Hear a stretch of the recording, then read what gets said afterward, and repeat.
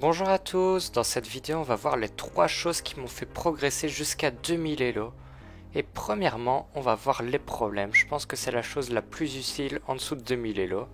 Donc ici je vous en ai mis un, vous pouvez mettre pause pour le trouver, sinon je vais vous expliquer comment moi je réfléchis dans cette situation.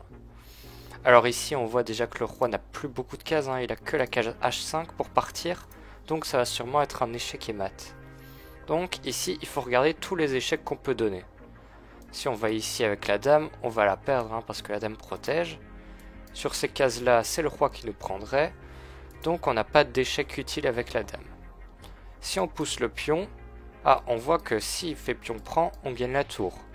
Mais malheureusement, sur pion pousse, il peut prendre aussi de la dame. Donc ici, il nous reste que des coups de tour à regarder.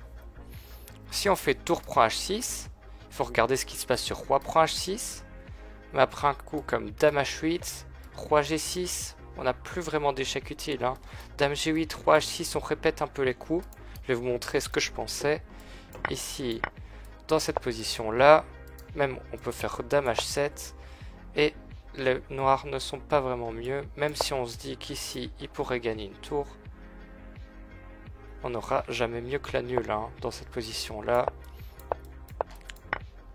Ici, je pense pas qu'on est mieux que la nulle. Franchement, même peut-être que les noirs sont gagnants grâce à leur pion de plus. Donc c'est pas ce que je regarderai ici. Moi, ce que je regarde plus dans cette position-là, c'est après tour G8. Parce que tour G8, ça force le coup roi H5. Pourquoi ça force ça? Parce qu'il a encore la case H7. Mais sur roi H7, il y a dame G7, échec et mat. Donc il faut calculer maintenant, dans cette position-là, tour G8. Roi H5, qu'est-ce qu'on fait? Roi H5, moi, je pense tout de suite à un autre échec. Quel autre échec on peut faire? Tour prend G5. Tour prend G5, il ne peut plus bouger son roi, il serait obligé de reprendre avec le pion. Et maintenant, on prend de la dame et ça serait échec et mat. Donc ici, tour G8, roi H5. Ici, bien sûr, les coups comme G4 ne marcheraient pas vraiment, le roi peut s'enfuir. Et maintenant, après, comme des coups comme roi F3, il y aurait des thèmes de mat pour les noirs. Donc ici, ça c'est direct. Tour prend G5. Ici, il prend du pion. Il y a dame prend G5, échec et mat. Et dans cette position-là, il n'a pas vraiment le choix de prendre. Donc ici, on a trouvé l'échec et mat en 3 coups. Dans le deuxième problème, c'est encore la même chose, je pense.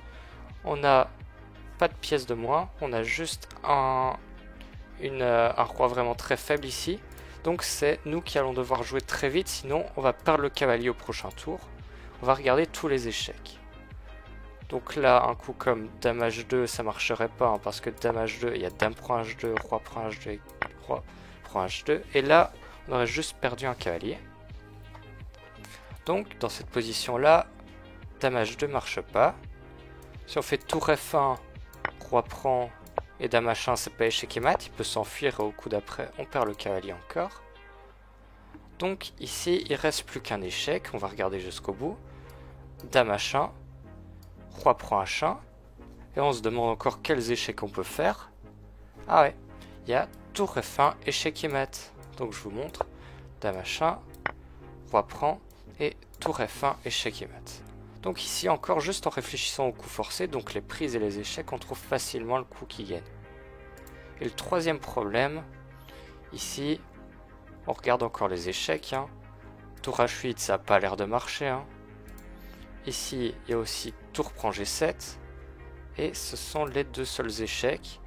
On ne peut pas vraiment prendre ici le fou, parce qu'il y aurait, par exemple, tour F7. Et les noirs défendent le mat. Donc, il faut bien regarder pour trouver l'échec et mat, parce qu'on doit frapper fort dans cette position-là. Donc, on va regarder tour prend G7. Qu'est-ce qui se passe? Roi prend G7, parce que la tour contrôle bien ici. Tour prend, roi prend. Dame G5. Ici, son seul coup avec les noirs, c'est de faire roi F7. Et maintenant, il faut bien travailler son calcul, voir la position dans sa tête. Moi, je vois qu'il y a tour H7. Il est obligé d'aller en 8. Et maintenant, il y a dame E7, échec et mat. Donc, on regarde. Sur tour prend, roi prend, dame G5. Seul coup, c'est bien roi F7. Et maintenant, on fait tour H7, roi 8 et dame 7, échec et mat. Donc, c'était bien ça. Et on va regarder maintenant les deux autres choses qui m'ont permis d'arriver à 2000 Elo. Donc la première des deux choses, c'est d'arrêter de jouer en cadence trop rapide. Donc là vous voyez que je suis en train de jouer contre un 2218 sur Lichess, mais c'est en 3 minutes plus 0 secondes dans l'incrément. On va regarder comment ça s'est passé. Ici la position est vraiment égale, hein, parce qu'après la série de coups forcés, donc cavalier là, il peut pas bouger, il est obligé de prendre le pion. Échec, le roi attaque le cavalier. Ici on a deux pièces attaquées, hein, donc on doit forcément redonner une. J'ai pris. Et dans cette position là, j'ai joué le coup roi G5 pour attaquer son pion. Roi B7, mais avec si peu de temps, on peut pas jouer bien ni réfléchir correctement. Donc roi prend G6, roi C6, fou B4 pour protéger les cases, pour pas qu'il passe. Cavalier B6, je ramène mon roi. Maintenant je fais roi E6, j'active, j'attaque son pion. Cavalier E3, j'attaque son cavalier. Je pousse mon pion parce qu'il était attaqué ici. Et maintenant je perds le pion parce que j'ai fait n'importe quoi. Donc ici je fais roi E5, cavalier B3. Je suis obligé de bouger. Et on va voir comment j'ai vraiment fait n'importe quoi en finale. Mais finalement, parce qu'on est tous les deux en manque de temps, ici dans tous les cas, il va sacrifier son cavalier sur le pion. Donc ça va être match nul. Moi j'ai joué A6. Et il avait joué le coup à l'avance, cavalier A5 pour prendre le pion. Mais maintenant ça perd parce que j'ai A7, cavalier 6 et A8 dame. Donc ici j'ai gagné la partie.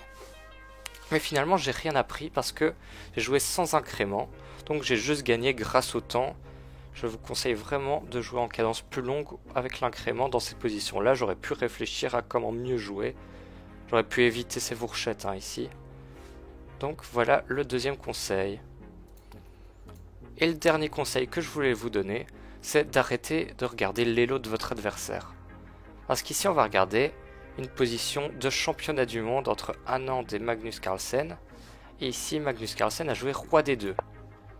Et roi D2 c'est une grosse gaffe. Parce qu'il y avait le coup cavalier prend E5 qui est dur à voir. Hein. Mais ici la tour est attaquée, il est obligé d'échanger les tours. Mais les noirs ont le coup intermédiaire, cavalier prend C4. Le roi peut attaquer le cavalier. Mais il y a cavalier B2 et le cavalier n'est plus attaqué, c'est échec, il bouge.